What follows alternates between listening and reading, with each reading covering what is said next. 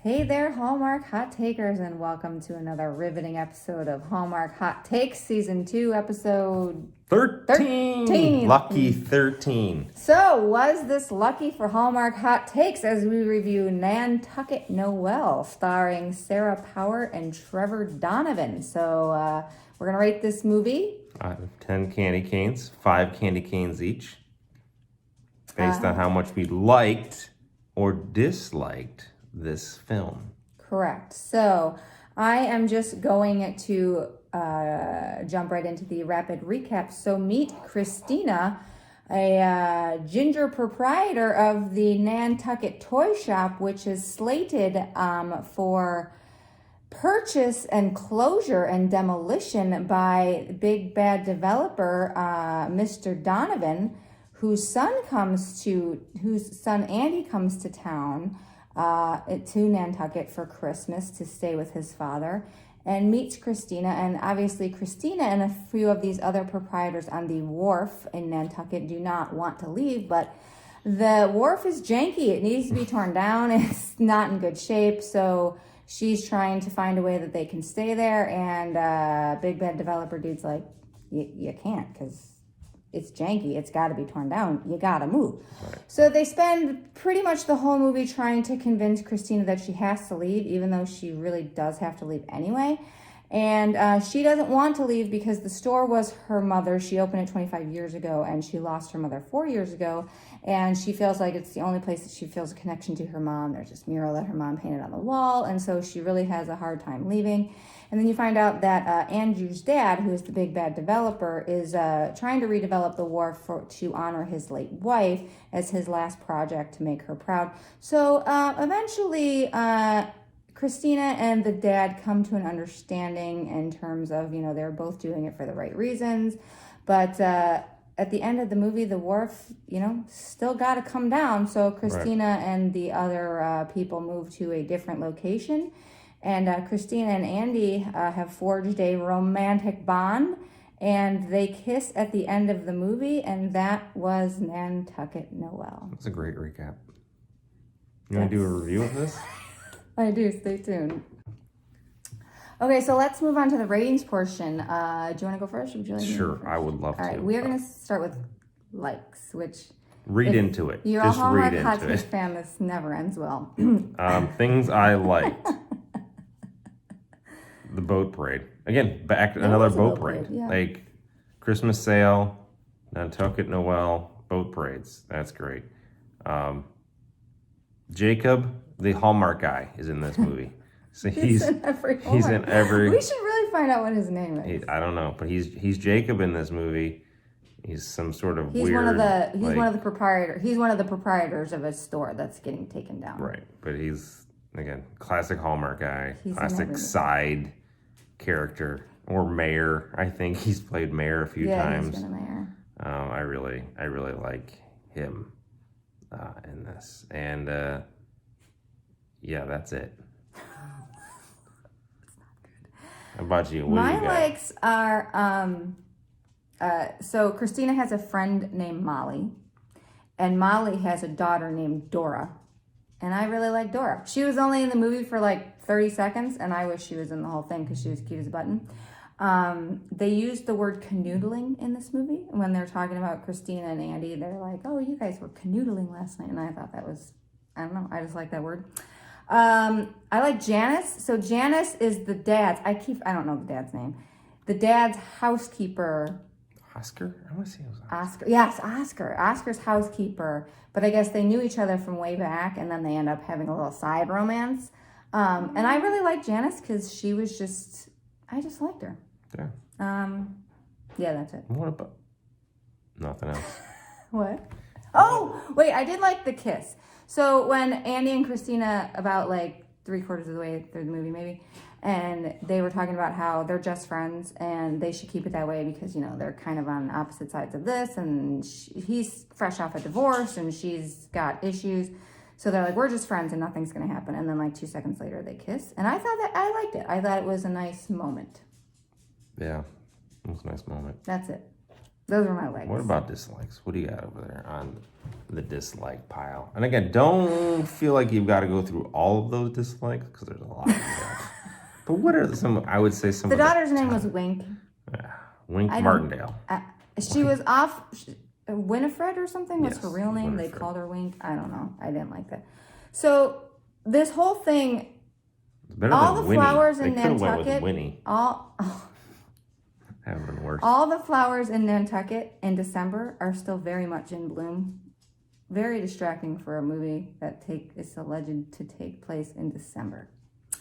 Andy goes to the boat parade in a suit and tie. Thought that was not okay. There's a lot of times like Andy just like abandons his daughter, and you're supposed to know because he's like a workaholic. He's always taking calls, and he's like the divorced single dad who works all the time. So he has a daughter who he's trying to connect to while they're spending Christmas, and he's always taking calls. And he leaves her with Christina one day because the daughter tried to rip her off, and she caught her. So she's helping out at the store, and he like doesn't ever call to say he's going to be late. And then there's another time where like he just leaves her at a movie with her friends because he wants to go and see if Christina's okay. And I just thought, I don't know if you're being the greatest dad here. There's this scene. This drove me crazy. So this whole thing, her whole store, the whole wharf is a janky mess. Like there's boards falling down. She's got string holding her electric together. And Andy is trying to fix it for her. And he's like, well, why don't you just hire an electrician and like actually fix it? And she's like, oh, well, this string adds character. No, the string's a fire hazard, and it's why your store is being shut down. Right. Because you're not taking care of this place that you claim to love so much. I don't know. Andy didn't really have a spine in this movie. And then like Christina says, the sinking wharf. The wharf sinking is part of its charm. Right. It's a damn like health hazard. Like people were going to die. It's functional. I don't know how Andy didn't die when he was messing with the electricity. So like he's like just touching these wires. He puts them together and then poof, the power comes on. Like, no, poof, you're dead. Like right. Well, and then the whole point of her, she's like, are you trying to get me to move every time she had an interaction with Andy? And Andy's like, no, I genuinely like you. But like there was no getting her to move. The place was being sold. Right. She didn't have a choice. It didn't make none of it made any sense. She didn't have a choice to move. It wasn't her choice. She either got torn down and reopened somewhere else, or she got torn down and her business was dead. So then Wink's at Christina's place working off her debt because she tried to steal stuff. And then she misses her mom. And then so she takes Christina's phone, right? And she calls her mom. And her mom's like, oh, hi, honey. But never once says, like, whose phone is this? Like, the number coming across wouldn't be Wink's, wouldn't be Andy's, wouldn't be someone that she would know. So, like, you wouldn't be like, hey, what number are you calling from, daughter? Like, no concern there at all. I hated the redhead, this side character friend. Super annoying. Super annoying. I actually kind of liked her. Like, she loves, again, back to this, she loves the shop, but it's like put $5 into like making it better. Like you claim to love this place. You put absolutely no care into taking care of it. You have janky wiring. You got a front door that doesn't open. Your customers literally have to pull on it 9 times to get it to open. And you just continuously hang signs about saying where you're going and you'll be back soon, and you're never, I don't know. It was like the worst toy store too. Like there were like no toys in there. There's like a few like mermaid dolls. I'm like, how's this place even in business for 25 years? You have no toys. Yeah. Like no toys. And he's like the worst dad. So he goes into this whole speech about like, you're my number one priority. Like I'm like, everything I do is for you. And then 3 seconds later, I'm going to go see where Christina's at. And you're like, okay. I know I promised to go to this movie with you. You're like, okay, he's going to go see, because maybe she hung herself or something in the toy store. So he goes to the toy store, right? And she's, selling like probably one thing all day. And then they're like, well, I'm going to take you somewhere special. And she blindfolds him. And then it's nighttime and they're cooking s'mores. I'm like, what happened here? Your daughter thinks you're coming back to the movies. Like hours have passed and you're just necking with her. Like, I'm like, the dad was awful. Like, he was so mean. Like, Andy's dad? yes. Like, he's a big business jerk. He's a big bad developer. I told you. Oh, and then this. Oh, yeah. You seem really angry. Yeah, this movie drove me insane. They have this gingerbread house competition, okay? Right? Which is standard affair here in the Hallmark verse. In the Hallmark verse. On the 7 days of Christmas in these villages or towns. So they have this contest. Every team is 2 people, okay? And then there's this team of 3.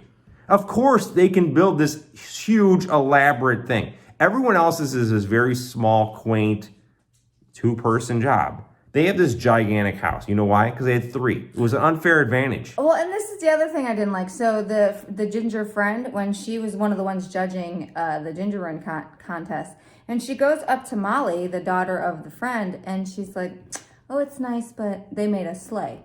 And it's nice, but I would have had Mrs. Claus in the sleigh, too. And she walks in. Like, she was criticizing this beautiful gingerbread that this little girl did.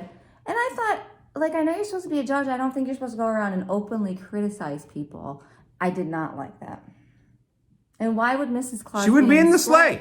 She doesn't go. I've never seen her in the sleigh. Never. Doesn't happen. Mrs. Claus isn't in the sleigh. Santa's in the sleigh with the toys. Maybe an elf. And We don't know. And the but reindeer. Not Mrs. Claus. Mrs. Claus, never. Molly should have won. She never. Mrs. Claus was never in the sleigh. Never in the sleigh. Anyhow, Jay, I feel strongly. Half a candy cane. This damn thing is a half a candy cane. This is one of the worst movies I've ever seen. Would you say it's worse than Yes. Christmas in Evergreen? Yes. The last one. Yeah, I would. Really? Wow. I would watch. The point, the whole point of this movie was boring. It made no sense. There was no point in saving her story, and I get the whole point was for her to get to the point where she felt like she could move on, and I get what they were trying to do. It didn't make any sense. She was holding on to something that she couldn't hold on to because she was either going to. It didn't make any sense. No, what about you? What do you got? It gets a half. Yeah. I didn't like it. This doozy is a 1 candy cane basement lowest.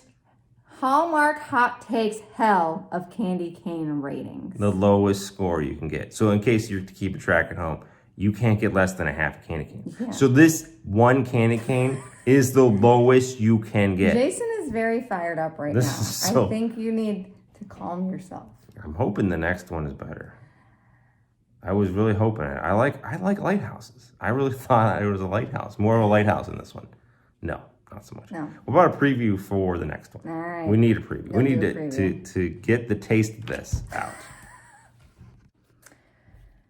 Okay, so after that scathing review, up next is A Christmas Together with You, starring Henry Lennox, Laura Vandervoort, and Niall Matter. So during the Christmas season, Megan and her father figure Frank head out on a road trip to find his long-lost love. And on the way, Megan finds the love of her own life. Oh. So it's like a love adventure story. I do love adventures. Who doesn't? And I love love. I love love. I love adventures. I love road trips. So I'm willing to bet this will be better or equal to what we just watched. Just for the record, so Nantucket Noel has tied A Christmas Treasure, both having 1 candy cane apiece. A Christmas Treasure is still a better movie than Nantucket Noel. Because you can't give 0 candy canes. I have to give something. I think it's unfair of Christmas Treasure that its placement, because I think if it might have been afterwards, we would know what. That's the problem with the hot take, right? Is because not necessarily the hot take, just the order of the movies. Yeah, like we would know what garbage was, and then the Christmas Treasure would be like, you know what? Maybe it's 1.5. This is the bargain basement for sure. Boring. All right. Till next time. We'll see you next time.